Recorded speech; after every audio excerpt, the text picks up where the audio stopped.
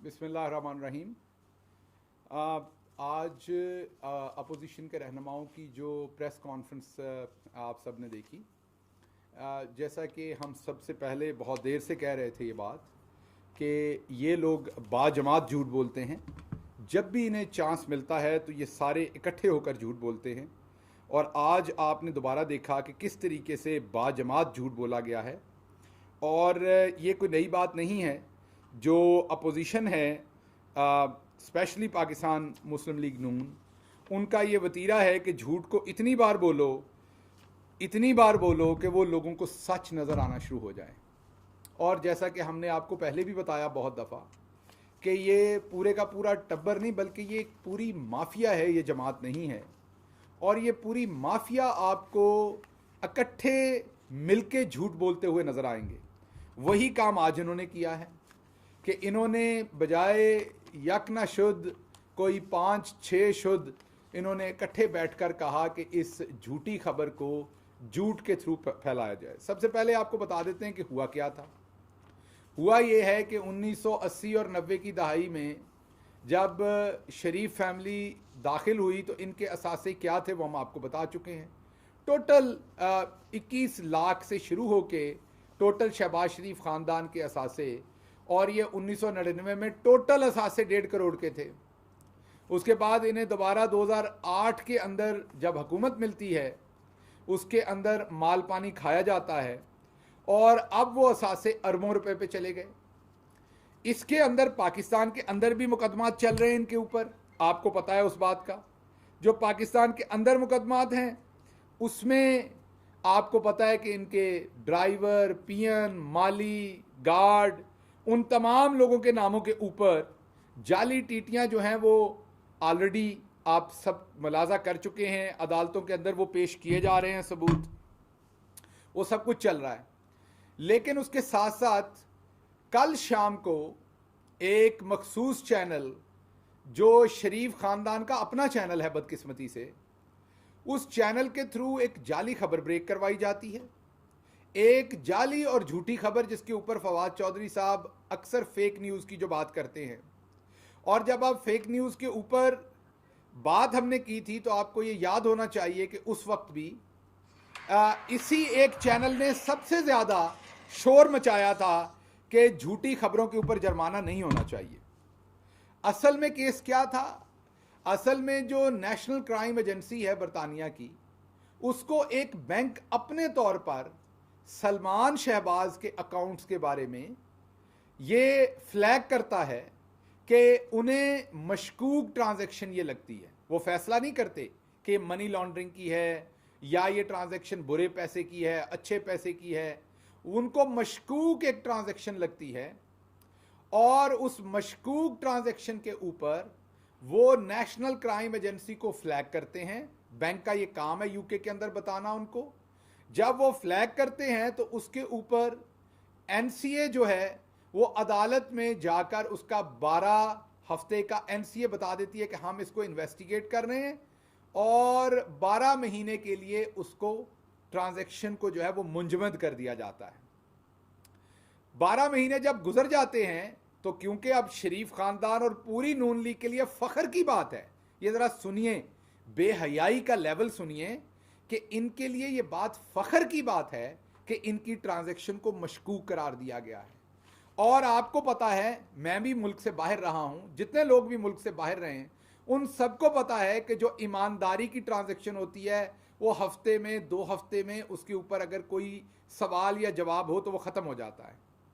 लेकिन इनका जवाब और सवाल हफ्ते और 2 हफ्ते में ख़त्म नहीं होता, बल्कि इनकी जो मशकूक ट्रांजैक्शन है वो 12 महीने तक पहले चलती है, 12 महीने के बाद भी ख़त्म नहीं की जाती, एक एक्सटेंशन दी जाती है, फिर दोबारा उसको एक और एक्सटेंशन दी जाती है, और उस मशकूक ट्रांजैक्शन को मशकूक ही समझा जाता है उस टाइम तक। और उसके बाद 10 सितंबर को उस मशकूक ट्रांजैक्शन से एक ट्रांजैक्शन जो हुई थी उस पर से वो बैन उठा लिया जाता है, उसको अनफ्रीज कर दिया जाता है, गैर मुंजमद कर दिया जाता है। तो समझने की बात यह है कि ना तो कोई मुकदमा चल रहा था शहबाज शरीफ पर या नवाज शरीफ के ऊपर। शहबाज शरीफ के साहबजादे जो सलमान शहबाज हैं उनके एक अकाउंट की ट्रांजैक्शन को मशकूक समझा गया, और वो भी बरतानिया ने समझा, वहां के बैंक ने समझा, वहां के एनसीए ने यह समझा। पाकिस्तान ने ना कोई शिकायत की थी, उन्होंने सिर्फ पाकिस्तान से पूछा कि ये किस तरह के लोग हैं, तो हमने उन्हें बताया कि बड़े फ्रॉड और चोर किस्म के लोग हैं, उनके पूछने पे बताया। और उन्होंने तब पूछा जब वो पहले से इस ट्रांजैक्शन को मशकूक और इस ट्रांजैक्शन को वो किसी तरीके से उनको लगता था कि इसकी इन्वेस्टिगेशन होनी चाहिए। हमारी कंप्लेन के ऊपर नहीं हुई, पहली बात। दूसरी बात ये कि किसी बरतानिया की अदालत में इसके ऊपर मुकदमा नहीं चल रहा था, एनसीए इन्वेस्टिगेट कर रहा था, और आखिरकार उन्होंने ये फैसला किया कि उन्होंने इस ट्रांजैक्शन पे मजीद इन्वेस्टिगेशन नहीं करनी। अब यहां पर कहा जाता है कि शहबाज शरीफ के खिलाफ तमाम मनी लॉन्ड्रिंग के केसेस से उन्हें बरी कर दिया गया। ये वो झूठी खबर थी जो एक चैनल ने ब्रेक की। उन चैनल के जो लंदन के अंदर जो उनका नुमाइंदा है, वो सबको पता है शरीफ खानदान के हाथ की घड़ी हैं वो, जो शरीफ खानदान ने कहना वो उन्होंने टेलीविजन पे बोलना है, किसी को कोई शक नहीं उसमें। लेकिन उस इदारे के मालकान को, उस इदारे के एडिटर्स को ये सोचना होगा कि एक इतने बड़े इदारे को इतना बेलेटेंटली झूठ, तूफान और एक ना ऐसी चीज जिसका कोई वजूद नहीं, उसकी खबर बनाकर पेश किया गया। जरा बता दिया जाए कि किस अदालत ने बरी किया शहबाज शरीफ साहब को, कौन से फैसले में शहबाज शरीफ का नाम है, मुकदमे में या फैसले में कहीं पर। पाकिस्तान के अंदर तो आप ये कहते हैं, जब आपको ये पूछा जाता है कि ये 25 अरब रुपए के जो मनी लॉन्ड्रिंग के केसेस हैं, जो आपके गार्ड, आपके ड्राइवर, आपके माली, आपके पीएन के नाम के ऊपर आपने अरबों रुपए की टीटीज लगवाई बाहर से पाकिस्तान के अंदर, वो पैसा उनके पास कहां से आया? तो शहबाज शरीफ कहता है मुझे नहीं पता, ये मेरे बेटे का मामला है सलमान शहबाज का, और मैं उसके कारोबारी मामले से अलग हूं।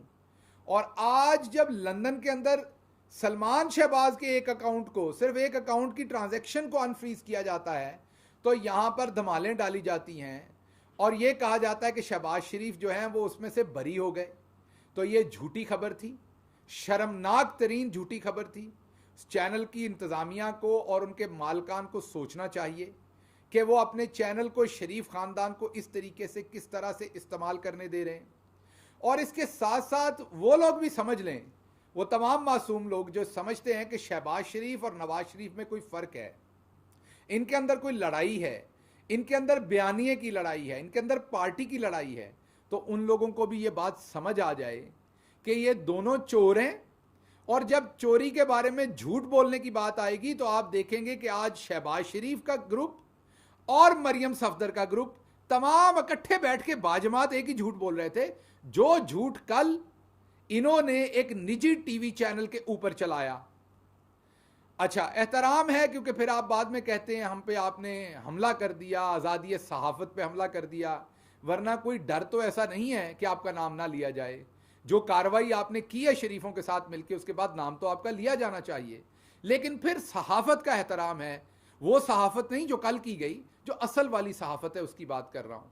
तो बड़ी बदकिस्मती की बात है कि आपने शरीफ ख़ानदान का ज़ाती मुलाजम अपने नुमाइंदे के तौर पर वहाँ रखा हुआ है, जो ज़ाती मुलाजम शायद उनसे तनख्वाह या पर्क्स तो ना लेता हो, लेकिन वो उनकी ज़ाती मुलाजम की हैसियत से ही उनकी ज़ुबान और उनका बयान जो है वो बयान करता है, और वहाँ से झूठ बोला जाता है कि एक अदालत ने उनको बरी कर दिया, जबकि ये मुकदमा ना किसी अदालत में था, ना शहबाज शरीफ का नाम था किसी अदालत में, ना फैसले में नाम आया। तो आपने ये तमाम चीज़ें अपनी तरफ से बुन के पेश की। उसके ऊपर कल से नून लीग के वो लोग जिन्हें शायद अंग्रेज़ी के फैसले समझ नहीं आते, पहले भी उन्होंने, तमाम लोगों ने इस पर भंगड़े डाले और आज बाजमात होकर झूठ बोला। जो हकीकत थी वो आपके सामने रख दी कि ना तो शहबाज शरीफ का कोई मुकदमा था, ना शहबाज शरीफ के बारे में कोई इन्वेस्टिगेशन थी। सलमान शहबाज के अकाउंट की एक ट्रांजैक्शन थी जिसे अनफ्रीज किया गया। मुकदमात आपके ऊपर मनी लॉन्ड्रिंग के, चोरी के, रियाकारी के यहां पर पाकिस्तान के अंदर चल रहे हैं। उन मुकदमात के अंदर आपसे जब पूछा जाता है तो आप कहते हैं मुझे नहीं पता, मेरे बेटों को पता है। आज जब बेटे की ट्रांजैक्शन अनफ्रीज हुई है तो आप कह रहे हैं मैं बरी हो गया हूं, यहां बेटे से कोई ताल्लुक नहीं है और वहां बेटे के साथ आपका ताल्लुक है। तो आप इस तरीके से अवाम को बेवकूफ़ नहीं बना सकते। अवाम बड़ी समझदार है, अवाम को इस बात का पता है कि आप जितनी मर्जी छलांगे मारें, यहां पर आपको रसीदें देनी पड़नी है। ना तो अब आपकी एफआईए और नैब में कतरी रसीदें चलनी है, क्योंकि वो हम नहीं चलने देंगे। आपको रसीदें प्रोवाइड करनी पड़नी है कि वो जो आपके माली के, आपके गनमैन के, आपके पीएन के, आपके ड्राइवर के अकाउंट के अंदर अरबों रुपए आए हैं, वो किस फुफी ने जमा करवाए हैं, वो किस टीटी के थ्रू आए थे, क्यों आए थे, वो पैसा कहां से आया, ये जवाब आपको यहां देना। इसका कोई मुकदमा यूके में नहीं चल रहा। अगर यूके को इतना फिक्र होता तो जब आप 1990 की दिहाई से लूट मार करके वहां पर बैठे हुए हैं, और एक और शख्स जो कराची से पॉलिटिक्स करते थे, जिस तरह की लूटमार और कत्लो गारत करके वो वहां पर बैठे हुए हैं, अगर उधर इतना फिक्र होता तो बहुत पहले से आपको सजाएं मिल चुकी होती, क्योंकि आपने उस मुल्क के हिसाब से अभी तक ऐसी कोई चीज वहां पर उनके सामने शायद नहीं है, तो उन्होंने आप पर मुकदमात नहीं बनाए। लेकिन आप पर यहां पर मुकदमात चल रहे हैं, जिनका आपको जवाब देना है कि वो 25 अरब का जो आपने गबन किया है, जो जाली टीटीज हैं, उनकी रसीदें आपको यहां पर देनी पड़नी है। आपको इधर उधर की छलांगे मारने और दमालें डालने से फायदा नहीं होना। बड़ा आसान हल है, आप उनकी रसीदें दे दें, ये 25 अरब हमारे जो अकाउंटों में आए हैं, ये यहां से पैसा आया है। आप जिस दिन रसीदें दे देंगे, मसला खत्म हो जाएगा, ना यहां मुकदमा होगा ना कहीं और होगा। लेकिन रसीदें देने की बगैर किसी अदालत से बरी हुए, जिस अदालत में आप पे मुकदमा भी नहीं था और आप बरी भी नहीं हुए और कोई लेना देना नहीं था आपके मुकदमे का, एक चैनल से झूठी खबर चलवाकर और फिर उसको अपनी जमात के बाजमात झूठ के साथ बिल्ड करके आप ये समझते हैं कि आवाम को गुमराह कर लेंगे। तो हम यहां बैठे हुए हैं, आपकी वो तमाम ट्रांजैक्शन पहले ही सामने ला चुके हैं, उनके आपने जवाब देने हैं। जो पाकिस्तान के बैंक्स के अंदर ट्रांजैक्शंस आई हैं, जो पाकिस्तान के बैंक्स के अब ऑफिसर नैब गिरफ्तार करती फिर रही है, जो पाकिस्तान के अंदर आपने जाली अकाउंट खुलवाए, जो पाकिस्तान के अंदर आप यहां से लूट का पैसा पहले बाहर लेके गए और बाहर से आपने वो टीटीज यहां लगवाई। केस आप पे है जब वो टीटीज यहां आई कि वो पैसा आपके पास कहां से आया, आपके ड्राइवर के पास, आपके पीएन के पास, आपके माली के पास वो पैसा कहां से आया, उसका जवाब आपको देना पड़ेगा। और कौम उसका जवाब आपसे चाहती है। आप आवाम को बेवकूफ नहीं बना सकते, जितनी कोशिश करेंगे उतना आप फंसेंगे। तो ये किस्सा इस झूठी खबर का और आपकी झूठी जो पूरी की पूरी एक ऑर्केस्ट्रेट आपने की, वो यहां तमाम होता है आपको ये बताने से कि आप किसी अदालत से बरी नहीं हुए, सिर्फ एक ट्रांजैक्शन अनफ्रीज हुई है। और अब पाकिस्तान के अंदर जो आपके ऊपर जाली टीटीज के, मनी लॉन्ड्रिंग के केसेस चल रहे हैं, उसमें अब आप रसीदें दें। आपका बहुत शुक्रिया।